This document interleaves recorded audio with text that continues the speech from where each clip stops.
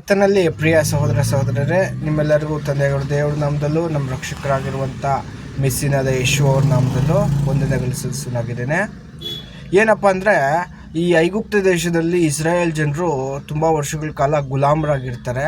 ಆವಾಗ ಅವ್ರಿಗೆ ತುಂಬ ನೋವು ಕೊಡುವಾಗ, ಅವರ ನೋವು ಆ ಗೋಳಾಟ ದೇವ್ರಿಗೆ ಮುಟ್ಟುವಾಗ ಅವ್ರಿಗೆ ಮುಂಚೆನೇ ದೇವರು ಅಬ್ರಾಮ್ ಅವ್ರಿಗೇ ವಾಗ್ದಾನ ಮಾಡಿರ್ತಾರೆ, ಈ ನಿಮ್ಮ ಸಂತತಿ ಇಷ್ಟು ವರ್ಷಗಳಾದಮೇಲೆ ಅವರನ್ನು ಬಿಡಿಸಿ ಮತ್ತು ಕಾನಾನ್ ದೇಶನ ನಾನು ಕೊಡ್ತೀನಿ ಅಂತೇಳಿ ಹೇಳಿರ್ತಾರೆ. ಸೊ ಆ ಒಂದು ಟೈಮ್ ಕರೆಕ್ಟಾಗಿ ಬರೋವಾಗ ತನ್ನ ಸೇವಕನಾಗಿರುವಂಥ ಮೋಶೆಯನ್ನು ದೇವ್ರು ಕಳಿಸ್ಬಿಟ್ಟು ಅವ್ರಿಗೆ ಪರೋಹರಿಗೆ ಹೇಳ್ತಾರೆ, ಹಿಂಗೆ ನಮ್ಮ ಜನರನ್ನು ಬಿಟ್ಟುಬಿಡಿ ಅಂತ ಹೇಳ್ಬಿಟ್ಟು. ಸೊ ಅವಾಗ ಅವ್ರೇನು ಮಾಡ್ತಾರೆ ಅಂದರೆ, ಯೆಹೋವ ದೇವರು ಅಲ್ಲೇ ಹೇಳ್ತಾರೆ, ನೀವು ಹೇಳಿದ ತಕ್ಷಣ ಅವ್ರು ಬಿಡೋದಿಲ್ಲ. ಪರೋಹ ಏನು ಮಾಡ್ತಾರೆ, ಅವ್ರು ತುಂಬ ಮನಸ್ಸನ್ನ ನಾನೇ ಕಠಿಣ ಮಾಡಿಬಿಡ್ತೀನಿ. ಕಠಿಣ ಮಾಡಿಬಿಟ್ರೆ ಆವಾಗ ನನ್ನ ಶಕ್ತಿ ತೋರಿಸೋದಕ್ಕೆ ಒಂದು ಆಸ್ಪದ ಆಗುತ್ತೆ, ಒಂದು ಅವಕಾಶ ಸಿಗುತ್ತೆ, ಅದ್ಭುತ ಕಾರ್ಯಗಳು ಮಹತ್ ಕಾರ್ಯಗಳು ಮಾಡೋದಕ್ಕೆ ಆಸ್ಪದ ಆಗುತ್ತೆ. ಅದಕ್ಕೆ ನಾನೇ ಅವ್ರನ್ನ ಕಠಿಣ ಮಾಡ್ತೀನಿ ಅಂತ ದೇವ್ರ ಮುಂಚೆನೇ ಹೇಳಿರ್ತಾರೆ. ಅರ್ಥ ಆಯ್ತಾ?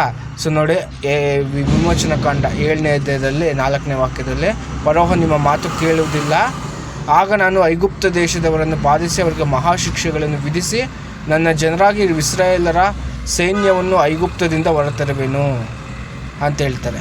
ಸೊ ನಾನು ಮಾಡೋ ಕೆಲಸಗಳಿಂದ ಅವ್ರಿಗೆ ಯೆಹೋವ ದೇವರು ಯಾರು ಅಂತ ಗೊತ್ತಾಗುತ್ತೆ ಅಂತೇಳ್ಬಿಟ್ಟು ಹೇಳ್ತಾರೆ, ಅವ್ರನ್ನ ತೋರಿಸ್ಕೊಳ್ಳೋದಕ್ಕೆ. ಅರ್ಥ ಆಯ್ತಾ? ಸೊ ಮತ್ತು ಅವ್ರಿಗೆ ಅಲ್ಲ, ಜನರಿಗೆ ಅಲ್ಲ, ಮತ್ತು ಅವರ ದೇವತೆಗಳ ಗುಡಿ ನಾನು ಶಿಕ್ಷೆ ಕೊಡ್ತೀನಿ ಅಂತ ಹೇಳ್ಬಿಡ್ತಾರೆ. 7:12 ವಿಮೋಚನಾ ಕಾಂಡ. ಅಲ್ಲೇನು ಹೇಳ್ತಾರೆ ಅಂದರೆ, 12 ನೋಡಿ,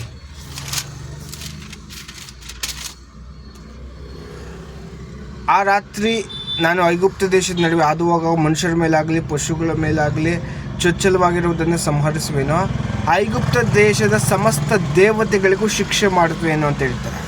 ಅಂದರೆ ಮನುಷ್ಯರಿಗೂ ಶಿಕ್ಷೆ ಮತ್ತು ಅವರು ದೇವತೆಗಳಿಗೂ ಶಿಕ್ಷೆ ಅಂತ ಹೇಳ್ಬಿಡ್ತಾರೆ. ಸೊ ಅವರು ತುಂಬ ದೇವತೆಗಳನ್ನ ನಂಬಿಕೊಂಡಿದ್ರು. ಯಾರು? ಐಗುಪ್ತ ದೇಶ, ಈಜಿಪ್ಟ್. ಅವರಲ್ಲಿ ಮೈನ್ ತುಂಬ ಅವರು ನಾಗರಿಕತೆ ಬೆಳೆಯಲ್ಲಿ ತುಂಬ ಮುಂದೆ ಬಂದಿದ್ದೇನೆಂದರೆ, ಅವ್ರಿಗಿದ್ದ ದೊಡ್ಡ ಪ್ಲಸ್ ಪಾಯಿಂಟು ನೈಲ್ ನದಿ, ಪ್ರಪಂಚದ ಅತಿ ಉದ್ದವಾಗಿರುವಂಥ ನದಿ. ಆಗ ಅದು ನೈಲ್ ನದಿ ತುಂಬ ಫೇಮಸ್ಸು.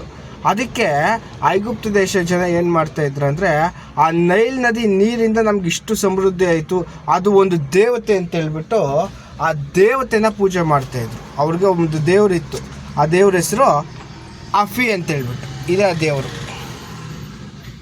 ಅಫಿ ಅನ್ನೋ ದೇವ್ರನ್ನ ಏನು ಮಾಡ್ತಾಯಿದ್ರು, ಅವರು ಆರಾಧಿಸ್ತಾಯಿದ್ರು. ಈ ದೇವರಿಂದಲೇ ನಮ್ಗೆ ಇಷ್ಟೊಂದು ಸಮೃದ್ಧಿ ಅಂತ ಹೇಳ್ಬಿಟ್ಟು. ಸೊ ಅವಾಗ ದೇವ್ರು ಏನು ಹೇಳ್ತಾರೆ ಅಂದರೆ, ಈ ದೇವ್ರನ್ನ ನಂಬ್ಕೊಂಡಿದ್ರ ನೀವು, ನಿಮ್ಮ ದೇವರನ್ನೇ ನಾನು ಇಲ್ಲದಂಗೆ ಮಾಡಿಬಿಡ್ತೀನಿ. ಅದ್ರಿಗೇನು ನನ್ನ ಮುಂದೆ ಏನೂ ಇಲ್ಲ. ಇದು ನೀವು ನಂಬಿಕೊಂಡಿರೋ ದೇವರು ಅದು ಸುಳ್ಳು, ಅದು ಕರೆಕ್ಟ್ ಇಲ್ಲ, ಅದು ಸರಿ ಇಲ್ಲ, ಅದಕ್ಕೆ ಯಾವುದೇ ಶಕ್ತಿ ಇಲ್ಲ.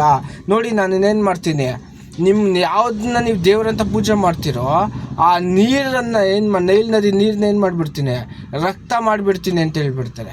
ನದಿಯಲ್ಲಿರುವ ಮೀನುಗಳೆಲ್ಲ ಸತ್ತೋಗುತ್ತೆ, ನದಿ ಹೊಲಸು ನಾರುತ್ತೆ, ಅಲ್ಲಿ ನೀರು ಯಾರು ಕುಡಿಯೋಕ್ಕಾಗೋದಿಲ್ಲ. ಸೊ ಅಂದರೆ ಅವ್ರ ನಂಬಿಕೆ ಏನಂದರೆ, ಅಫಿ ಅನ್ನೋ ದೇವರು ತುಂಬ ಪವರ್ಫುಲ್ ಗಾಡು, ತುಂಬ ಆಶೀರ್ವಾದ ಕೊಡೋದು. ಆ ನೈಲ್ ನದಿ ದೇವರು ಅಫಿ ಅನ್ನೋ ದೇವರು, ಈ ದೇವರನ್ನು ನಂಬಿಕೊಂಡಿದ್ರು. ಅದಕ್ಕೆ ಯೆಹೋವ ದೇವರು ಹೇಳ್ತಾರೆ, ಈ ಒಂದು ಅಫಿ ದೇವತೆನ ನಾನೇನು ಮಾಡ್ತೀನಿ, ಅದಕ್ಕೂ ಶಿಕ್ಷೆ ಕೊಡ್ತೀನಿ ನೋಡಿ ಅಂತ ಹೇಳ್ಬಿಟ್ಟು ಅಲ್ಲಿ ನೀರನ್ನು ಏನು ಮಾಡ್ತಾರೆ, ರಕ್ತ ಮಾಡಿಬಿಡ್ತಾರೆ. ಅದರಿಂದ ನೀರೇನು ಮಾಡೋಕ್ಕಾಗಲ್ಲ, ಕುಡಿಯೋಕ್ಕೆ ಆಗೋದಿಲ್ಲ. ಅರ್ಥ ಆಯ್ತಾ ಸಹೋದರ ಸಹೋದರ? ಅಂದರೆ ಅವರ ಒಂದು ದೇವತೆಗಳು ಏನಾಯಿತು, ಶಿಕ್ಷೆ ಗುಡಿ ಕೊಟ್ಟರು ಅಂತ ಹೇಳ್ಬಿಟ್ಟು ನೋಡ್ತೀವಿ.